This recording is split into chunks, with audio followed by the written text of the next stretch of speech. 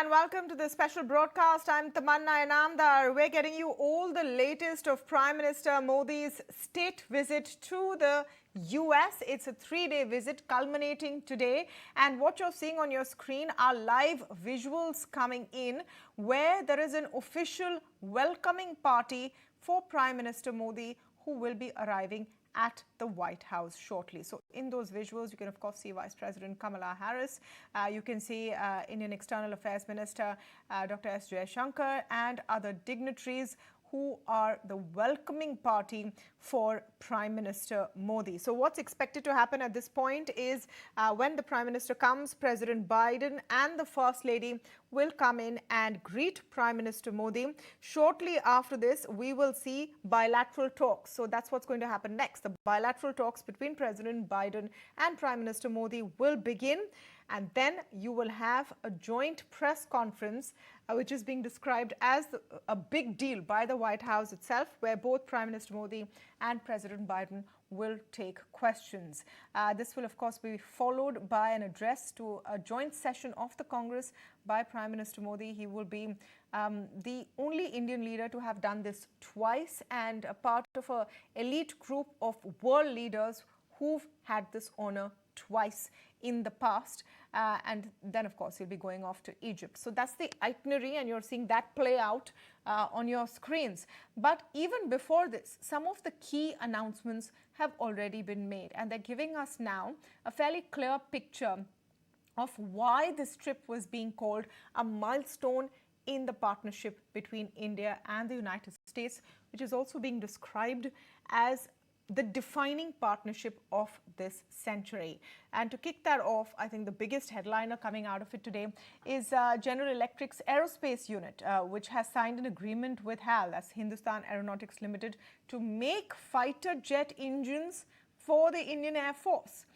So is the US really coming through on its promise of transfer of technology? Because this sort of transfer of technology of making these fighter engines in India or in that country have been reserved so far for members of the NATO.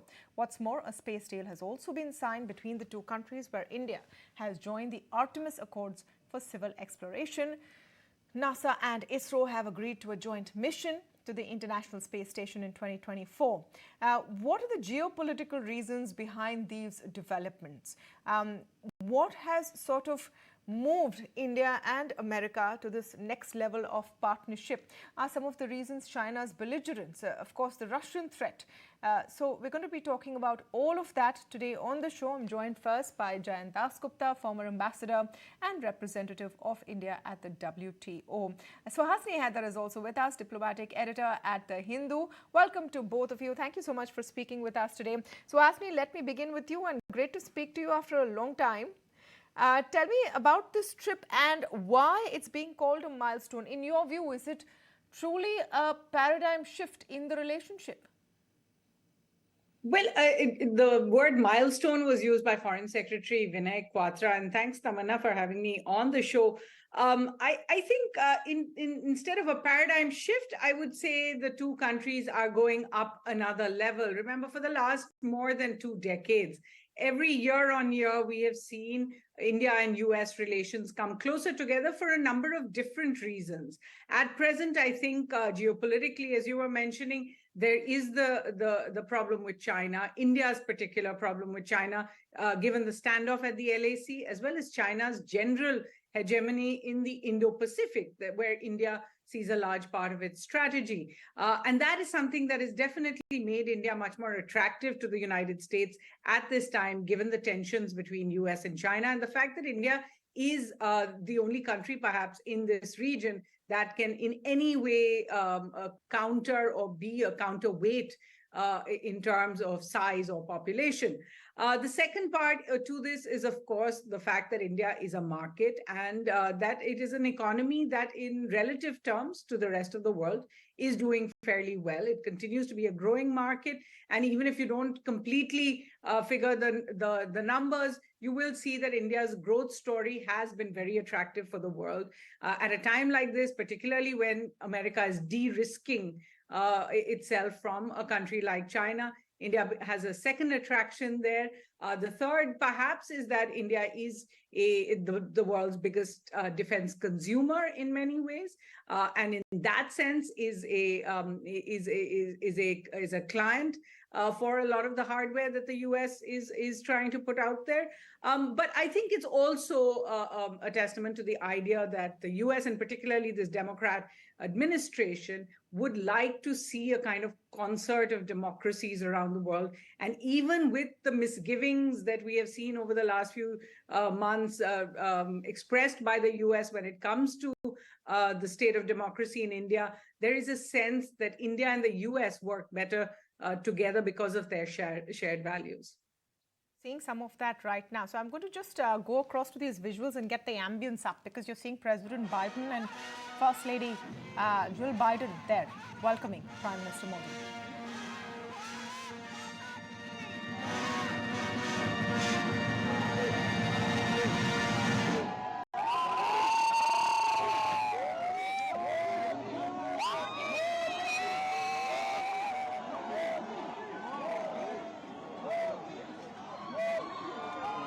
We've been talking about how this particular visit, even though it's Prime Minister Modi's sixth visit as Prime Minister, is the special one because it's a state visit. And what distinguishes a state visit from, I would say, a regular prime ministerial visit is all of this that you're seeing on your screen. The ceremonial welcome to the White House. Let me go across to Ambassador Dasgupta to get some color on that. Am I understanding it correctly, Ambassador, that this is why a state visit becomes so important? Yes, I think this is the highest kind of honor that the US president can accord to another visiting head of state. And apart from the bilateral meeting which will take place in the White House and the reception which is to be hosted by the US president in the White House, the Prime Minister is also going to address the joint session of the US Congress. So this is the highest that the US can accord to another visiting head of state. And as you have already mentioned, this is the second time that the Indian Prime Minister is going to address a joint session of the US Congress. So it is extremely important from that perspective as well. It's a big deal diplomatically. It's an important visit diplomatically. And this is only the third state visit which has been accorded during the Biden administration so far. All right. All of that happening on the lawns of the White House. Both the national anthems played, and then you heard some competing chants also of USA and Bharat Mata Ki Jai. But they sit down to business now. After all of that ceremony starts the bilateral. Suhasini Haidar, what can we expect there? There's already been a slew of announcements that have been made in terms of the deals, etc. What will happen in this bilateral? Well, I mean, as you said, a lot of the bilateral is really to sign off on the deals that have already been agreed to. Remember, there's been a lot of spade work over the last few months. It started in January with the National Security Advisor, Ajit Doval, going to Washington for the ISET, the first technology initiative talks. And then we have seen a succession of American dignitaries coming to Delhi. The defense secretary was here. The national security advisor was here. And essentially the deals that I think we've already had previewed by the US administration include the GE 414 jet engine deal. That's something you were speaking about. The tie-up, the MOU with HAL in Bangalore has already been signed. But what is unclear still is things like what is the transfer of technology component in all of this, which would really make it a path-breaking deal if there was a significant amount of technology transfer. The other part to that is what happens in terms of congressional approvals for that deal, because that is still a work in progress. Another one of the big deals is for Predator drones. I think that's been written about quite a lot. An investment deal by Micron for a semiconductor technology unit in India, and that's expected to be announced as well.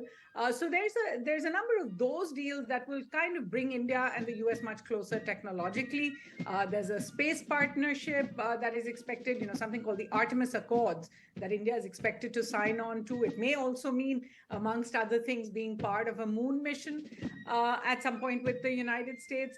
And then there are a number of other deals we are expecting, or agreements we are expecting, in the area of health, in the area of education, in the area of visas, and in the area perhaps of energy. Remember, in the wake of the Ukraine war, while India has increased its oil supplies from Russia, it has been looking for LNG from other sources because of the disruptions in the supplies from Gazprom and Gazprom's marketing and trading agency, in particular GMTA. So we're waiting to see what all of them announce. We're expecting for them to come out perhaps in about an hour. The joint statement will be issued after that. And remember, there's a rare occasion coming up in about an hour, because Prime Minister Modi, who has traditionally really not taken questions from the media live when he has been abroad, certainly we have not seen a kind of press availability. Apparently, he has agreed, according to the White House, to take a couple of questions there. Possibly this will be held in the Oval Office itself.